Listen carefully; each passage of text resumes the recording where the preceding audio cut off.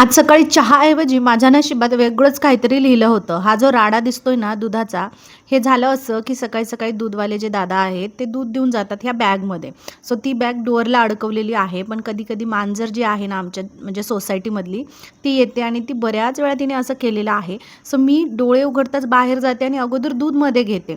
आणि बऱ्याच वेळा असं असतं की ते बेल वाजवून जातात. पण आज त्यांनी बेल वाजवली नव्हती. तरीसुद्धा मी जागी असल्यामुळे मी सहज चेक करायला गेली आणि माझ्या डोळ्याला मात्र हा नजारा दिसला.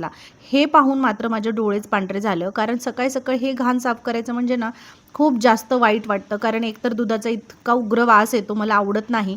पण नशीब माझं की आमच्या ज्या ताई आहेत फरशी पुसणाऱ्या, त्या आल्या नव्हत्या. सो त्याच्यानंतर त्यांनीही एक वेळा पुसून घेतलं माझ्या पुसण्याच्या नंतर. सो वास मात्र थोडाफार कमी झाला. मागच्या काही दिवसापासून हे जे प्रोडक्ट्स दिसत आहेत लाडू वगैरे, सो हे मला प्रमोशनसाठी आले होते आणि त्यांचं शूट खूप दिवसापासून पेंडिंग होतं आणि माझं त्यांच्याशी बोलणं चालू होतं. पण त्यांनी ब्रीफ वगैरे दिलेला, थोडासा शॉर्टमध्ये ब्रीफ होता, मला समजत नव्हतं कसं शूट करायचं. सो आज फायनली मी डिसाईड केलं की जे आहे त्यातच आपण जसं जमेल तसं शूट करूया. आणि झालं असं की 1-1.5 तासामध्ये माझं शूट कंप्लीट झालं आणि त्यानंतर ओकेसुद्धा त्यांच्याकडनं मिळाला. शूट कंप्लीट झाल्याच्या नंतर मी आवरला स्वयंपाक, कारण आता सुट्टी होती, रविवार होता, त्यामुळे स्वयंपाक जरासा लेट केला. आणि शूटचंही कसं असतं, जोपर्यंत ऊन वगैरे आहे तोपर्यंत शूट केलं ना तर क्लिअर व्हिडिओज येतात.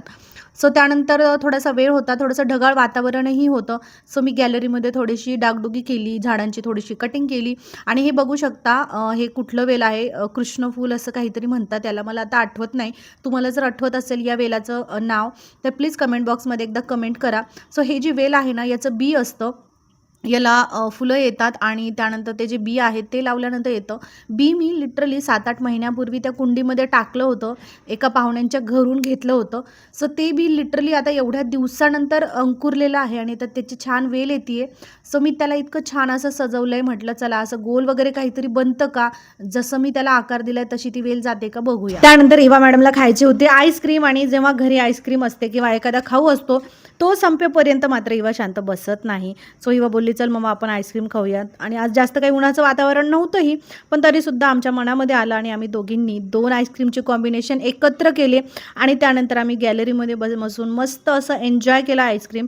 कारण आता उन्हाळाही उन्हाळ्यासारखा राहिलेला नाही आहे, कधी पाऊस कधी ऊन कधी वारा असंच चालू आहे. सो मोस्टली आता ऊन फार कमी येते, आजही ढगाळ वातावरणच होतं. त्यानंतर इवाच्या डॅडीने एक काम काढलं होतं. ते काम म्हणजे इवाच्या डॅडींकडे खूप सारे बुक्स आहेत जे ते कधी कधी वेळ मिळेल तेव्हा वाचतात. सो त्या बुक्सला आमच्या घरी जागा नाही आहे. सो त्यांना व्यवस्थित त्यांना लावायचं होतं, बॅगमध्ये भरून जे आपली बेड असते त्याच्यामध्ये ठेवायचं होतं. सो इवाच्या डॅडीने आज रविवार बघून ती कामं काढली होती. इवाचं खेळणं वगैरे झाल्याच्यानंतर आम्ही दोघीही त्यांच्यासोबत बसून गप्पा मारत ती सगळी कामं करत होतो. प्रत्येकाने जशी जशी सुट्टी मिळते ना तशी तशी एक एक कामं एका एका सुट्टीला नक्कीच काढावी, ज्याच्यामुळे घरामध्ये पसारा होत नाही. या सगळ्या बुक्स बघून मला तर असं वाटत आहे की इवाच्या डॅडीचा हा रिटायरमेंट प्लॅन नक्कीच असू शकतो. तुमचा रिटायरमेंट प्लॅन काय आहे कमेंट बॉक्समध्ये नक्की सांगा. चला बाय.